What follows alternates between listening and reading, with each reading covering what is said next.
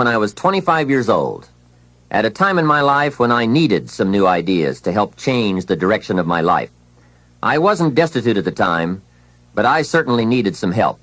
I guess we could all use a little help at age 25. Let me take a minute to tell you how it happened. I had gotten off to a great start in life. I was raised in farm country in Idaho, a small community of about 5,000 people, not far from the Snake River, in the southwest corner of the state, a great place to grow up. In fact, my parents still live in this small farm community.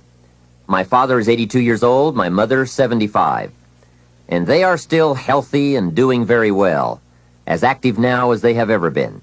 I'm very proud of them, and they have always been a great example for me.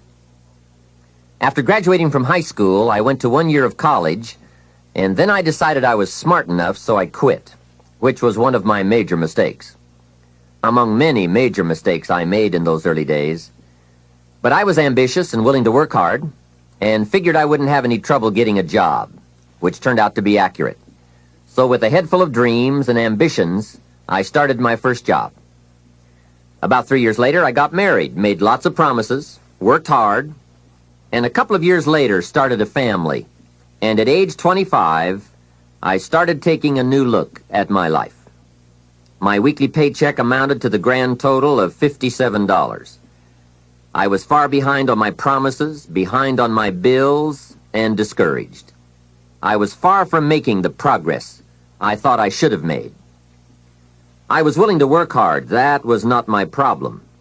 But it was clear that it was going to take more than hard work.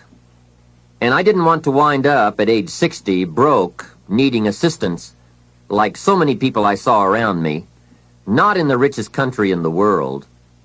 So what do you do to change the direction of your life? I thought, well, I should go back to school. 1 year of college doesn't look that good on an application.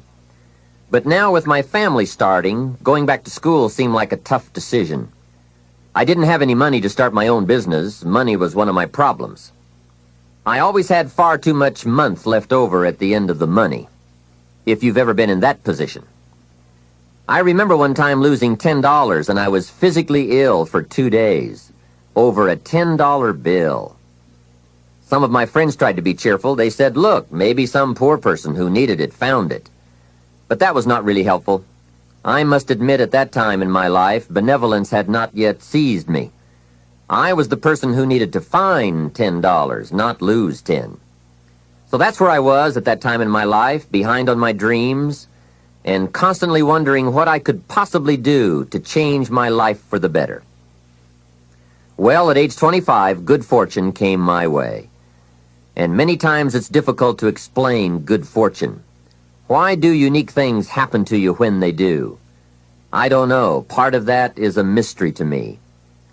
However, my good fortune was meeting a man, a very unique and successful man. His name was Mr. Earl Shoaff. When I met him, I said to myself, I would give anything to be like him. I wonder what it would take. Well, to make a long story short, this very special gentleman took a liking to me, and a few months after I met him, he hired me, and I went to work for him.